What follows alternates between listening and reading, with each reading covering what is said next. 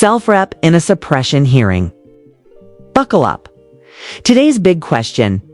Did the deputy have reasonable suspicion to stop her G-pour? Is this a fishing expedition? What's your prediction? Suppression, granted or denied?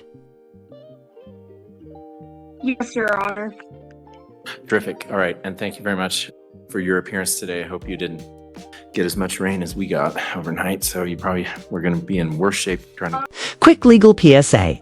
Representing yourself is allowed but risky. Pro se defendants don't get special breaks on rules or evidence.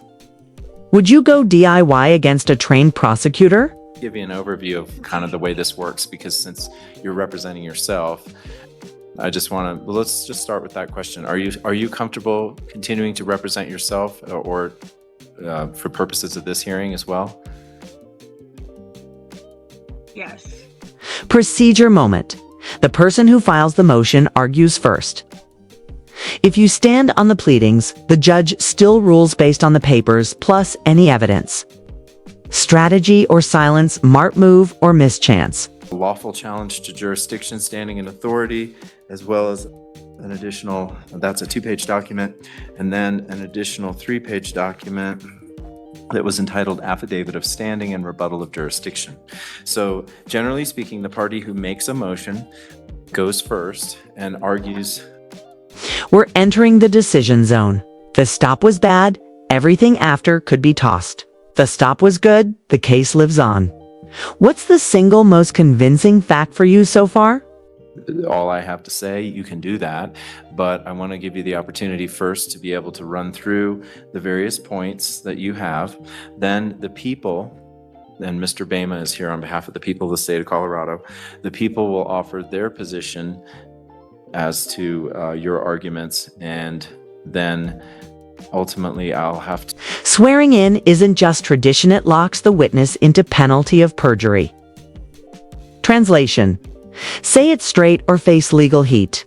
Also, WebEx the ninth circle of tech patience. People have any argument to make with respect to this motion?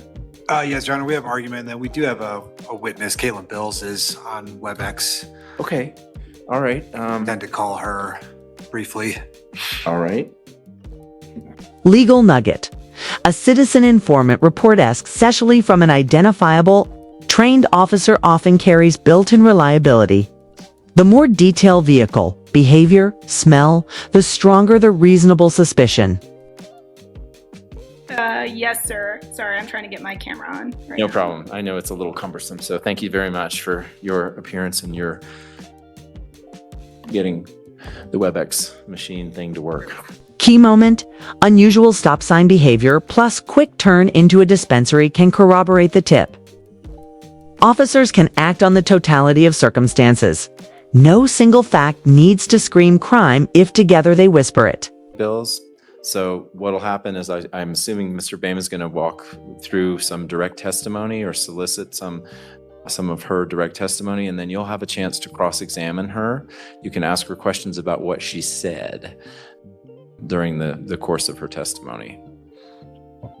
You don't have to, but...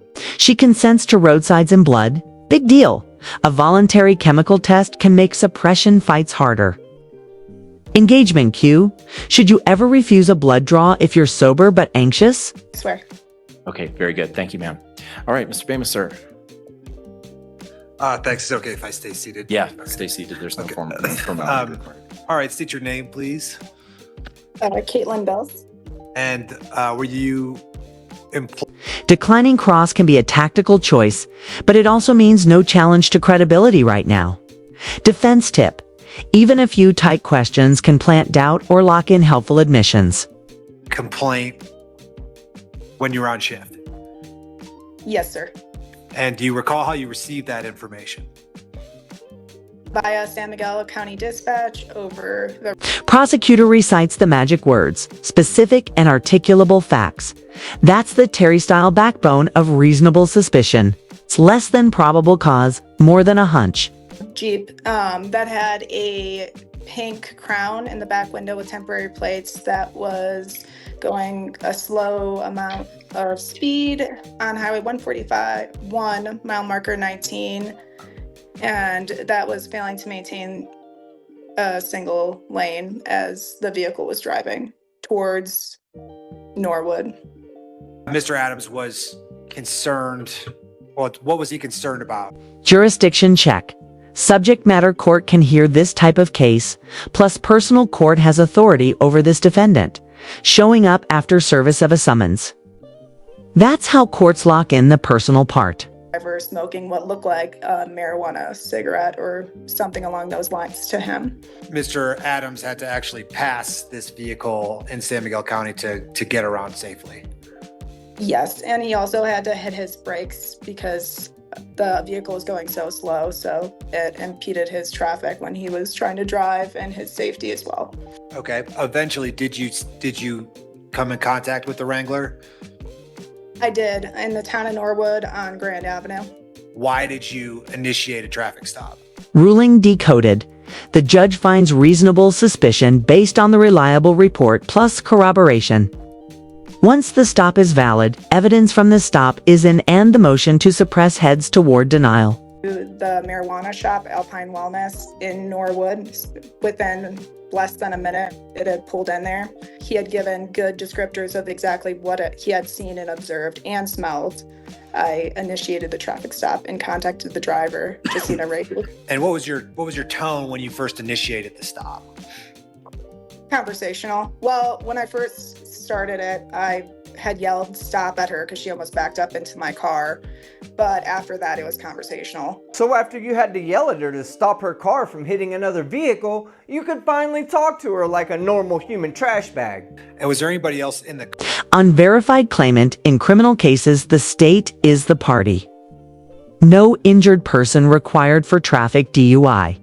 If you drive on public roads, the traffic code applies, no special contract needed. And eventually, you do have a conversation with the defendant, and I'll say that that's beyond the scope of what we're talking about today, but just to kind of paint the complete picture, you have a conversation with the defendant, and then is she ultimately charged with driving under the influence of drugs? Yes, sir. Okay. And did she consent to any tests? Myth alert. UCC citations don't control criminal prosecutions. The Uniform Commercial Code deals with commercial transactions, not DUI or suppression rulings. Judges swat this away every time. Okay, and what else did she tell you anything else when you were conducting your investigation? She had told me that she had smoked marijuana. It had been outside of her car.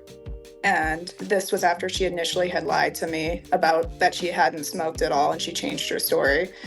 But she had pulled over and she had smoked outside the car, and it had only been one joint, even though the car smelled like burnt marijuana on the inside, and there was burnt marijuana cigarettes that were visible. Diplomatic immunity, not a cheat code. It requires actual diplomatic status recognized by the State Department. He doesn't have it.